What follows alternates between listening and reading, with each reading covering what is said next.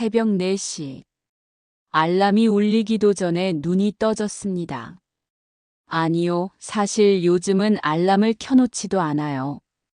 몸이 먼저 기억하거든요. 그 시간에 일어나야 한다는 걸. 이불을 걷고 발을 바닥에 내딛는 순간 발끝에서부터 싸늘한 냉기가 올라옵니다. 하지만 이젠 익숙합니다. 이 집의 공기, 냄새, 그리고 이 새벽의 정적까지도. 부엌 불을 켜면 먼지 속에서 부드럽게 퍼지는 형광등빛이 마치 세상에서 제일 낯선 환영처럼 느껴질 때가 있어요. 내가 왜 아직도 이렇게 살고 있지? 그런 생각이 불쑥 들기도 하지만 이젠 감정이란 것도 사치처럼 느껴집니다. 커피포트에 물을 올리고 그 사이에 쌀을 씻습니다. 누구 먹을 밥도 아닌데 이젠 손이 그냥 알아서 움직여요. 삶이란 게 그렇죠. 몸이 기억하는 일은 마음이 잊어도 계속하게 돼요. 밥 냄새 대신 커피 향이 퍼지는 부엌. 그 향이 좋아서 그냥 그렇게 살아왔습니다. 저는 올해 69입니다. 남편이 세상을 떠난 지 15년. 그날 이후 제 시간은 멈췄습니다. 남편은 사고로 갔어요. 그날따라 일찍 퇴근하겠다고 전화했죠. 그 사람은 늘 일만 하던 사람이었어요. 늦게까지 거래처를 돌고 저녁은 늘 편의점 삼각김밥으로 때우던 사람. 오늘은 당신이 좋아하는 청국장 먹자. 그게 그 사람의 마지막 말이었습니다. 횡단보도 앞 파란불이 켜지자마자 달려오던 음주운전 차량이 그를 덮쳤습니다. 병원에 도착했을 땐 이미 손이 식어 있었어요. 그 손 얼마나 따뜻했던지. 매일 새벽 출근길에 제 손을 꼭 잡고 오늘도 파이팅 하던 그 목소리가 아직도 귓가에 맴돕니다. 그때 제 나이 49.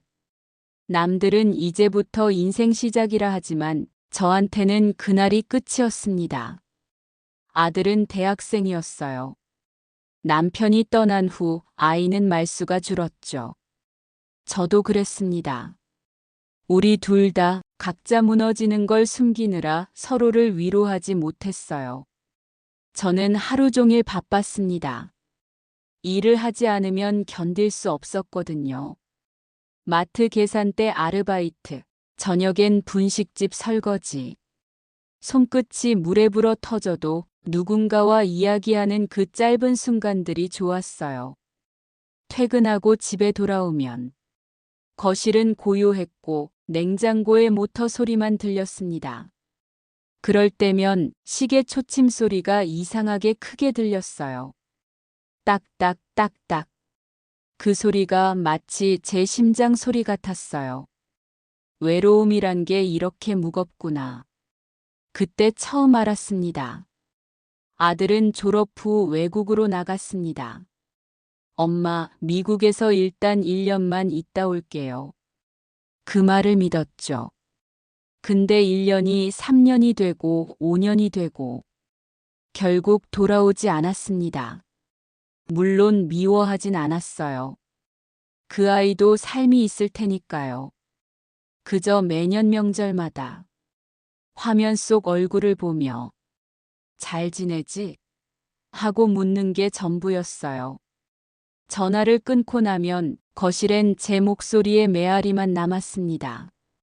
사람이 혼자 오래 살면 감정이 무뎌진다던데 그건 틀린 말이에요. 무뎌지는 게 아니라 더 예민해집니다. 문틈 사이로 들어오는 바람 소리에도 깜짝 놀라고 냉장고 문이 닫히는 소리에도 가슴이 철렁하죠.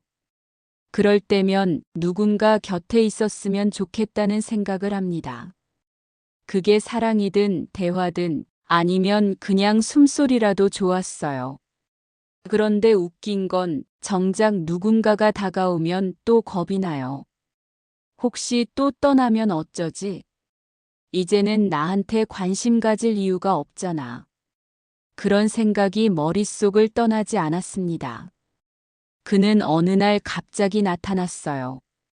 엘리베이터 앞에서 무심히 인사를 건네던 그 사람.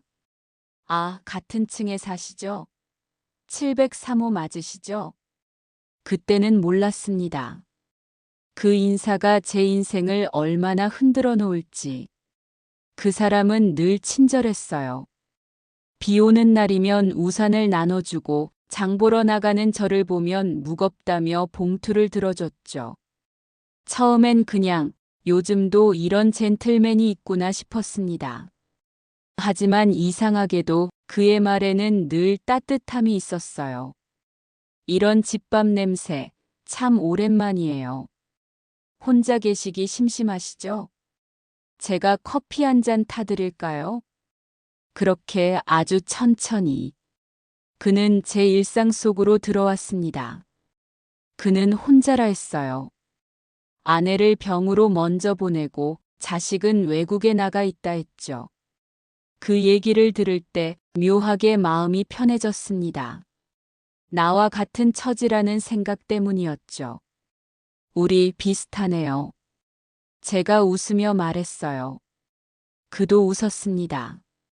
그러게요. 혼자 사는 사람들이 외로움을 제일 잘 아니까. 그 말이 마음을 울렸어요. 외로움을 이해하는 사람이라니. 그게 그렇게 고마울 수가 없었습니다. 그는 제게 사소한 관심을 보였어요. 아침엔 뭘 드세요? 혈압약은 챙겨 드세요? 혼자 계시면 위험하니까 가스밸브는 꼭 확인하세요. 그런 말들이 얼마나 따뜻했는지 몰라요. 누군가 내 하루를 신경 써준다는 것, 그게 얼마나 큰 위로인지 아시죠? 그의 존재가 점점 제 삶의 일부가 되어갔습니다. 같이 시장을 보고 함께 커피를 마시고 공원 벤치에서 노을을 보는 게 이젠 하루의 즐거움이었어요. 그가 말했어요. 우리 이렇게 따로 사는 것도 이상하잖아요. 같이 사는 게 더 자연스럽지 않아요? 그 말에 저는 아무 대답도 못했어요. 머리로는 알죠. 그게 쉽지 않다는 걸. 하지만 마음이 먼저 흔들렸습니다. 그날따라 하늘이 맑았어요. 그는 손에 작은 상자를 들고 나타났습니다. 이거 반지예요. 값진 건 아니지만 내 마음은 진심이에요. 그 말에 눈물이 났어요. 한동안 잊고 살던 말, 진심이라는 단어가 그렇게 따뜻하게 들린 건 처음이었어요. 그날 저는 결심했습니다. 이제는 다시 사랑해도 되겠구나. 그렇게 우리는 조용히 재혼을 했습니다. 친척 몇 명만 불렀어요. 큰 결혼식도 예물도 없었어요. 그냥 서로의 손만 잡고 이제 같이 살아갑시다. 그 말 한마디로 충분했죠. 그 첫 몇 달은 정말 행복했습니다. 매일 아침 여보라고 불러주는 사람이 있다는 게 이렇게 따뜻한 일인지 몰랐어요. 그는 다정했고 식탁 위에 국을 올리면 역시 당신이 해준 게 제일 맛있어. 그 한마디로 하루가 환해졌어요. 같이 TV를 보고 저녁마다 도했어요. 서로의 손을 잡고 걷는 그 시간이 너무 고요하고 너무 좋았습니다. 정말 그때는 믿었어요. 신은 늦게라도 제게 선물을 주신 거라고. 결혼 후 처음 몇 달은 정말 좋았습니다. 아침마다 그는 커피를 내렸고 오늘은 날씨가 좋으니 산책이나 할까? 그 한마디가 하루를 시작하는 신호였죠. 이불 너머로 들려오는 커피포트 소리, 그 향기 속에서 저는 새 인생을 사는 기분이었어요. 정말 행복이란 게 이런 거구나 싶었습니다. 그런데요. 그 행복이 오래 가진 않았어요. 처음엔 아주 작은 거였어요. 그가 새벽마다 외출을 하기 시작했거든요. 운동 좀 하러 나갔다 올게. 그가 그렇게 말했을 때 처음엔 의심하지 않았습니다. 건강을 챙긴다니 얼마나 좋은 일이에요. 하지만 이상했어요.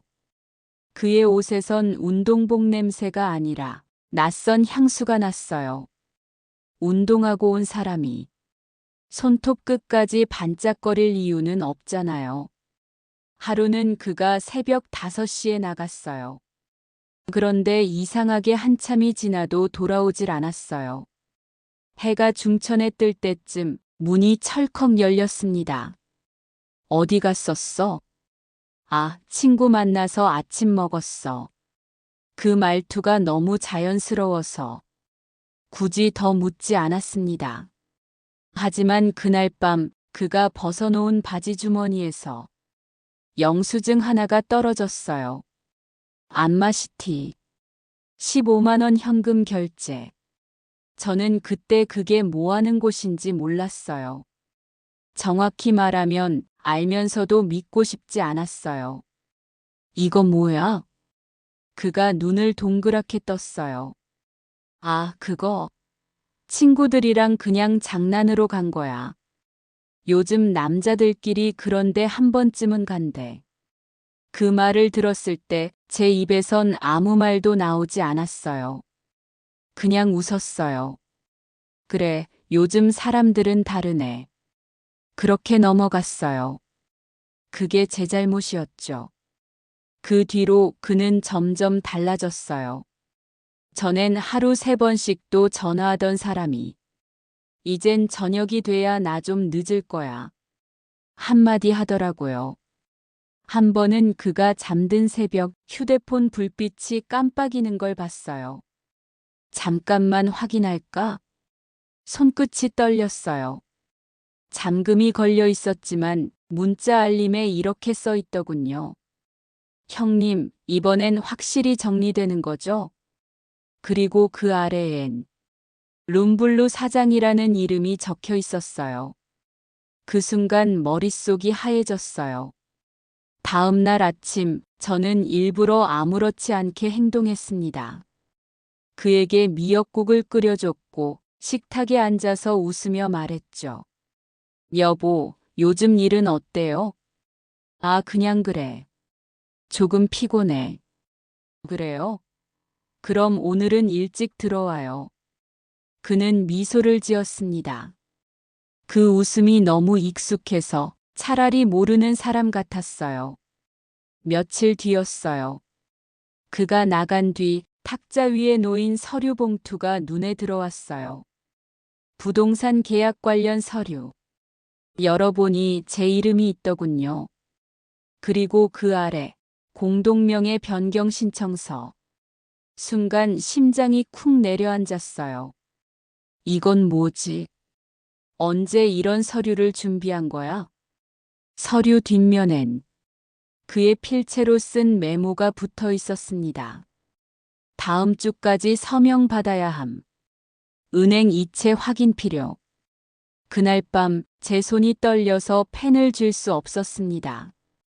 이상하게 생각했던 일들이 하나씩 퍼즐처럼 맞춰졌습니다. 그가 자꾸 제 통장 이야기를 꺼냈던 이유, 전 남편이 남긴 아파트를 이상할 정도로 궁금해했던 이유, 우리 이름으로 바꿔야지 하며 웃던 얼굴. 그 모든 게 연결되더군요. 사람이 정말 무섭죠. 그제야 눈앞의 사랑이 아니라 그 이면의 탐욕이 보이기 시작했어요. 여보, 나 당신한테 미안한 얘기 하나 해야 돼요. 응? 당신 통장 있잖아요. 그거 혹시 나중에 나한테도 좀 맡기면 안 돼요? 그 말에 손에 쥔 숟가락이 덜덜 떨렸어요. 왜요? 아니, 부부니까 같이 관리해야지. 부부니까. 그 단어가 그날따라 칼처럼 들렸어요. 그날 이후 저는 그를 관찰하기 시작했어요. 새벽에 몰래 나갈 때마다 뒤따라 나가봤어요. 엘리베이터에서 들리는 그 사람의 목소리. 형님, 이번에 진짜 되면 나도 편해요. 이 여자 생각보다 돈 많아요. 그 순간 눈물이 멈추질 않았어요. 그가 말하던 이 여자가 바로 저였어요. 집에 돌아와서 그가 잠든 틈에 휴대폰을 열었어요. 손이 덜덜 떨렸지만 그걸 봐야만 했습니다. 그리고 그 안엔 결정적인 메시지가 있었습니다. 형님, 유산 정리 끝나면 연락 주세요. 서류는 다 준비됐습니다. 그 밑엔 김 사장 룸블루. 그 이름이 또 있었습니다. 저는 그날 밤 아무 말도 하지 않았어요. 그저 침대 옆에 앉아 그 사람의 얼굴을 가만히 바라봤어요. 잘 때마다 제 손을 꼭 잡던 손, 웃을 때마다 주름지는 눈과 그 얼굴이 그렇게 낯설게 느껴진 건 처음이었어요.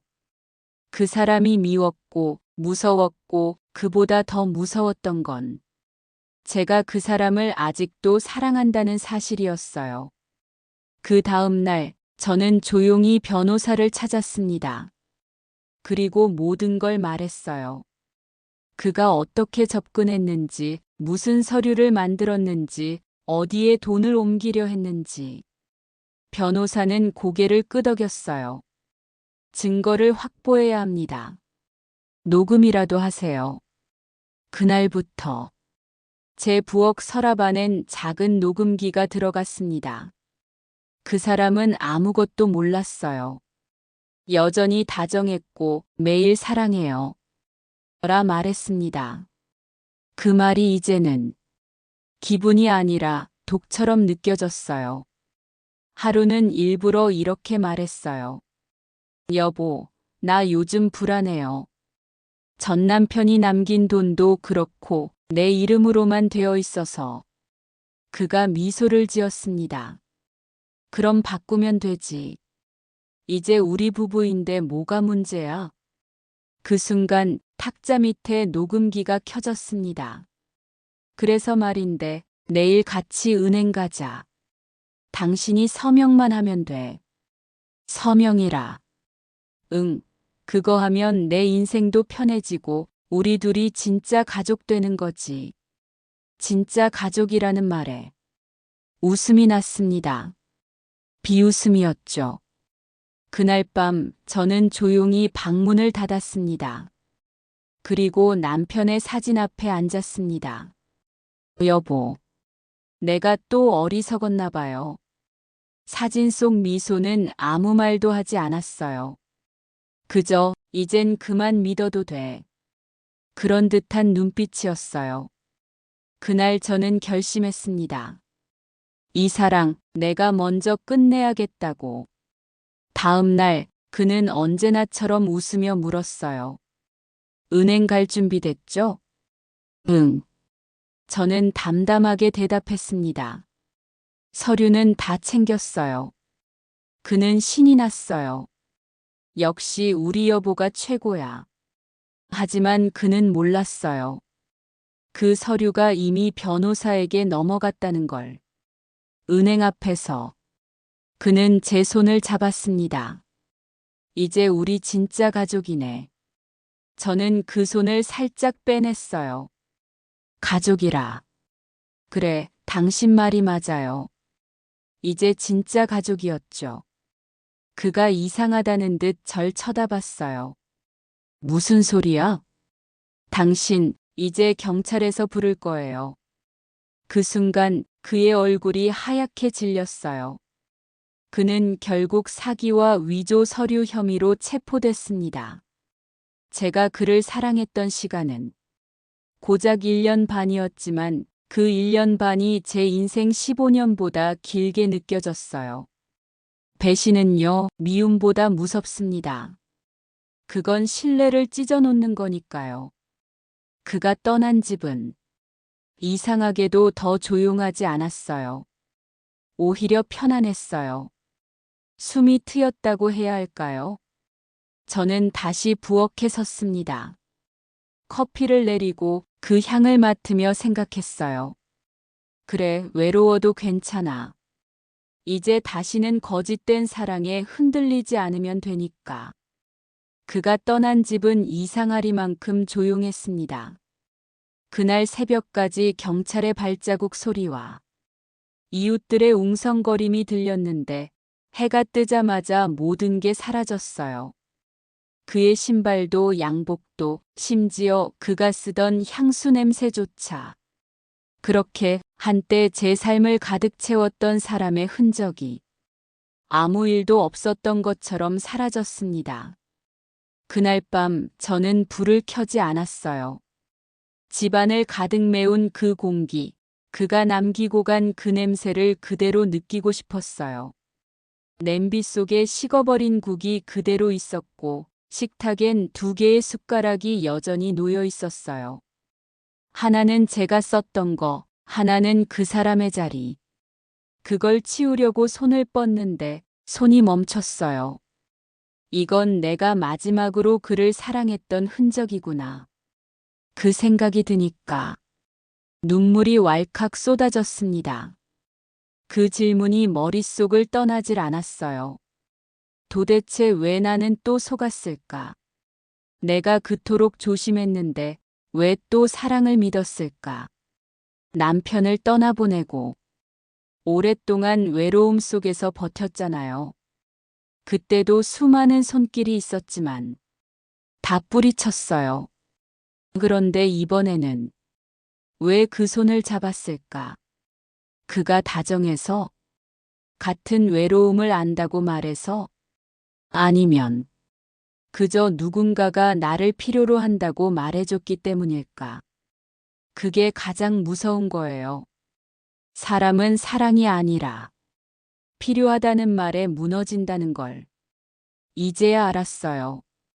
며칠 동안 아무것도 못했어요. 눈을 뜨면 그 사람의 목소리가 들리는 것 같았고, 부엌에 들어가면 그가 타던 커피 향이 나는 것 같았어요. 그런데 이상하게도 그리움과 분노가 섞인 그 감정이 점점 사라지기 시작했어요. 슬픔이 아니라 안도였어요. 그래, 이제 끝났다. 그 말을 속으로 수없이 되뇌었어요. 며칠 뒤 오랜만에 아들이 전화를 했어요. 엄마, 괜찮아? 응, 괜찮아. 별일 아니야. 뉴스 봤어. 엄마 이름 나왔더라. 그 말에 숨이 턱 막혔어요. 별거 아니야. 다 정리됐어. 아들은 한참을 말이 없더니 이렇게 말했어요.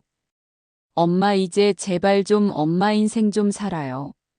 남을 챙기지 말고 이제는 자기 자신을 좀 사랑해. 그 말이 왜 그렇게 아프던지 눈물이 목끝까지 차올랐어요. 엄마, 나 결혼했을 때 기억나? 그럼 기억나지. 그때 엄마가 나 대신 반찬 싸주고 우리 집 청소해주고 나보다 먼저 와서 문 열고 있던 거. 솔직히 부담이었어. 그 말을 듣는 순간 가슴이 철렁 내려앉았어요. 엄마가 해주는 게 고맙기도 했는데 한편으로는 숨이 막혔어요. 아들은 계속 말했어요. 엄마는 사랑을 주는 사람이 아니라 사랑을 관리하려고 했던 것 같아요. 엄마가 사랑하는 방식이 너무 무거웠어요. 그 말에 저는 한동안 아무 말도 못했어요. 그제야 알았어요. 내가 그 사람에게 했던 사랑, 그것도 똑같았다는 걸. 그의 마음을 믿지 못해. 확인하려 들고 그의 하루를 통제하려 했던 그 마음. 그게 어쩌면 나 스스로가 더 외로웠기 때문이었어요. 사람이 외로우면 상대를 지켜주고 싶다는 마음으로 포장해서 결국 붙잡으려는 사랑을 하게 되더라고요. 나는 그걸 사랑이라 착각했어요. 내가 주는 게 많으니까, 내가 진심이니까 상대도 나를 진심으로 대할 거라 믿었죠. 하지만 세상은 그렇게 단순하지 않더군요. 진심이 진심으로 돌아오지 않을 때가 더 많아요. 그날 밤 불을 끄고 누웠어요. 천장을 바라보며 생각했어요. 나는 왜 이렇게까지 사랑에 집착했을까? 왜 또 누군가를 믿고 싶었을까? 사람은 나이 들어도 외로움 앞에서는 다 똑같아요. 젊을 땐 외로움을 일로 잊고 나이 들면 외로움을 사람으로 잊어요. 그 차이가 참 잔인하더군요. 시간이 지나고 하루가 이틀이 되고 이틀이 일주일이 되자 조금씩 평온이 찾아왔어요. 아침엔 커피를 내리고 창문을 열면 찬바람이 들어왔어요. 그 바람이 이상하게 따뜻하게 느껴졌어요. 예전엔 그 바람이 외로웠는데 이젠 편안했어요. 이젠 누구와 함께 있지 않아도 괜찮았어요. 어느 날 우연히 뉴스를 봤어요. 그 사람이 징역형을 선고받았다는 기사였어요. 상습 사기, 재혼 사기 혐의로 징역 3년. 한참을 화면을 바라보다가 조용히 웃었습니다. 그래, 이제 됐다. 미움이 사라지니까. 오히려 그가 불쌍해졌어요. 사람이란 게 한번 거짓을 밥처럼 삼키면 끝내 진심이란 걸 잊어버리더라고요. 그가 그랬던 것 같아요. 저는 그를 용서했습니다. 그 사람 때문이 아니라 그 사람으로 인해 배운 제 자신 때문이었어요. 며칠 뒤 우편함에 낯선 봉투가 하나 들어 있었어요. 교도소 발신. 열어보니 그 사람의 필체였습니다. 미안합니다. 처음엔 진심이 아니었는데 나중엔 정말 진심이었습니다. 단 한 줄이었어요. 그 문장 속에 진심이든 거짓이든 이제는 중요하지 않았어요. 그걸 읽고 나서 저는 편지를 접어 서랍 속에 넣었습니다. 저녁 햇살이 부엌 창문을 스치고 커피포트에서 김이 올라왔어요. 저는 조용히 커피를 한 모금 마셨습니다. 쓴맛이 조금 났어요. 하지만 그 쓴맛이 나쁘지 않았어요. 그게 인생이잖아요. 단맛도 있고 쓴맛도 있고 그걸 모두 삼키면서 살아가는 게 인생이죠. 남편이 떠나고 그 사람에게 속고 모든 걸 잃은 줄 알았지만 결국 남은 건 나 자신이었어요. 그리고 깨달았어요. 이제야 진짜 사랑이 뭔지. 사랑은 함께 사는 게 아니라 서로를 지켜보며 그 사람이 행복하길 바라는 거였다는 걸요. 여러분, 사람은 누구나 2번 배운다 합니다. 첫 번째는 사랑으로, 두 번째는 상처로. 저는 2번 다 배웠어요. 그래서 이제는 압니다. 진짜 사랑은 누군가를 붙잡는 것이 아니라 내 마음을 지켜내는 것이라는 걸요. 이제 저는 혼자입니다.